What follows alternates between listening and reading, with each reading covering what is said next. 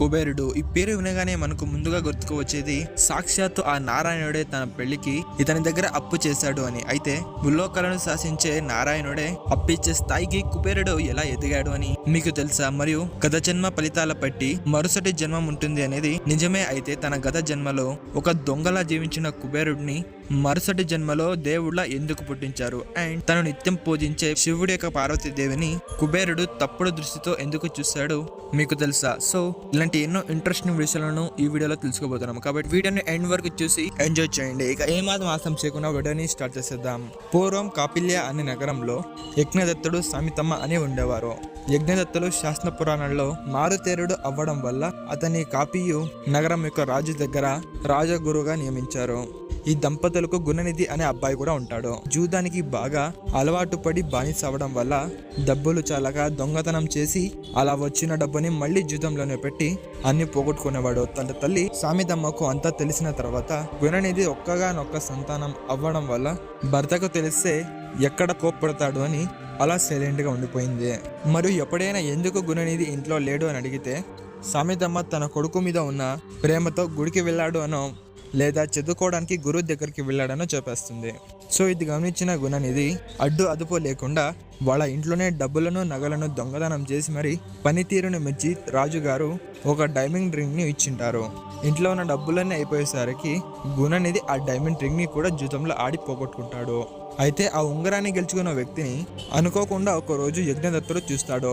నీ చేతి వెలుగు ఎలా వచ్చిందో చెప్పు అని అడుగుతాడు.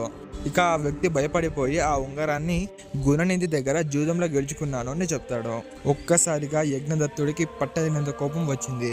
అయితే ఈ విషయం వాళ్ళ ద్వారా వీళ్ళ ద్వారా గుణనిధికి తెలిసిపోయింది.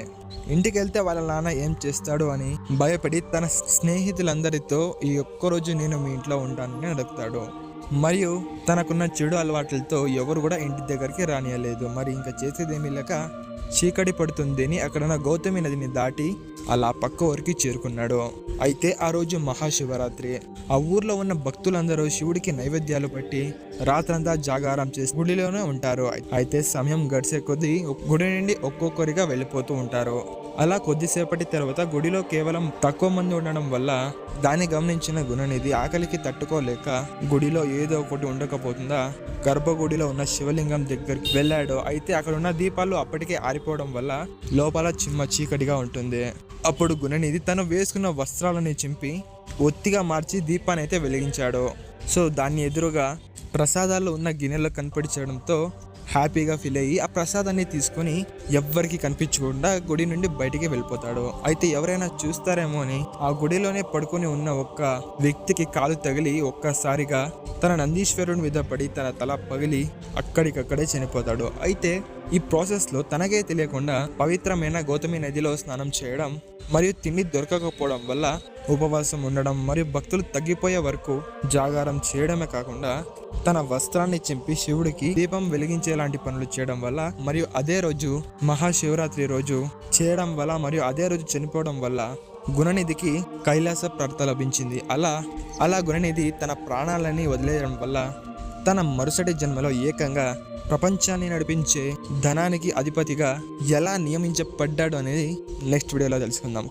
కాబట్టి నెక్స్ట్ వీడియో అనేది చాలా ఇంట్రెస్టింగ్గా ఉంటుంది. ఎవరు కూడా అసలు మిస్ చేసుకోకండి. సో నెక్స్ట్ వీడియో కలిసాను. అందులో thanks for watching and bye.